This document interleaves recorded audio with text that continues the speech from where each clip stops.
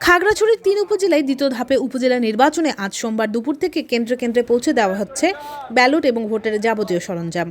সহকারী রিটার্নিং কর্মকর্তার কার্যালয় থেকে জেলা সদর, পানছড়ি ও দীঘিনালার ১০২টি কেন্দ্রের ভোটের সরঞ্জাম পাঠানো হয়েছে।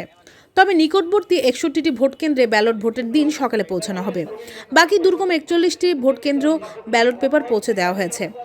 তবে দীঘিনালা নারায়ণছড়ির এলাকা অতি দুর্গম হওয়ায় হেলিকপ্টারে করে ভোটের সরঞ্জাম পৌঁছে দেওয়া হয়েছে।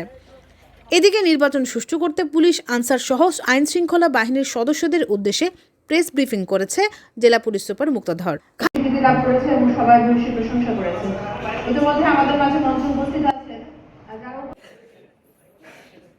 খাগড়াছড়ি রিটার্নিং কর্মকর্তা ও অতিরিক্ত জেলা প্রশাসক মোহাম্মদ জোনায়েদ কবির সোহাগ জানান, সুষ্ঠু নির্বাচনের জন্য আমরা সব ধরনের ব্যবস্থা নিয়েছি। কোনো ধরনের অপ্রীতিকর ঘটনা এড়াতে সর্বোচ্চ ব্যবস্থা নেওয়া হয়েছে। নির্বাচনে 2805 জন পুলিশ ও আনসার সদস্য, বিজিবির 21 প্লাটুন, প্রতিটি ইউনিয়নে একজন ম্যাজিস্ট্রেট, প্রতি উপজেলায় 3 জন জুডিশিয়াল ম্যাজিস্ট্রেট কেন্দ্রে নিয়োজিত থাকবেন। 102টি কেন্দ্রের মধ্যে 81টি কেন্দ্র গুরুত্বপূর্ণ।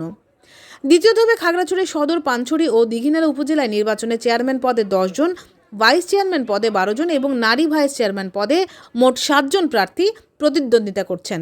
3 উপজেলায় মোট ভোটার 2,39,061 জন। তথ্য ও চিত্রে বিপ্লব তালুকদার, নিউজ নাও বাংলা, খাগড়াছড়ি।